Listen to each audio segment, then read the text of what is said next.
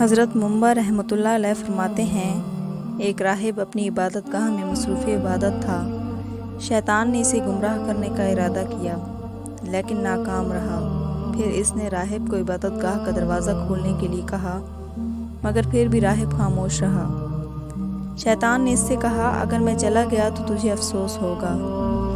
راہب پھر بھی خاموش رہا، یہاں تک کہ شیطان نے کہا، میں مسیح یعنی عیسیٰ ہوں۔ راہب نے جواب دیا، اگر آپ مسیح ہیں تو میں کیا کروں؟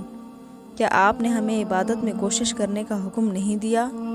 اور کیا آپ نے ہم سے قیامت کے دن ملنے کا وعدہ نہیں کیا؟ آج اگر آپ ہمارے پاس کوئی اور چیز لے کر آئے ہیں جو پہلی باتوں کے خلاف اور ظاہر شریعت کے معرض ہو تو ہم آپ کی بات ہرگز نہ مانیں گے۔ بالآخر شیطان نے کہا، میں شیطان ہوں اور تجھے گمراہ کرنے آیا تھا مگر نہ کر سکا۔ اس کے بعد شیطان نے راہب سے کہا، تم مجھ سے جس چیز کے متعلق چاہو سوال کر سکتے ہو۔ راہب نے کہا، میں تجھ سے کچھ نہیں پوچھنا چاہتا۔ جب شیطان منہ پھیر کر جانے لگا تو راہب نے اس سے کہا، کیا تو سن رہا ہے؟ اس نے کہا، ہاں، کیوں نہیں؟ تو راہب نے اس سے پوچھا، مجھے انسان کی اس عادت کے بارے میں بتا جو اس کے خلاف تیری مددگار ہے۔ شیطان بولا، وہ غصہ ہے۔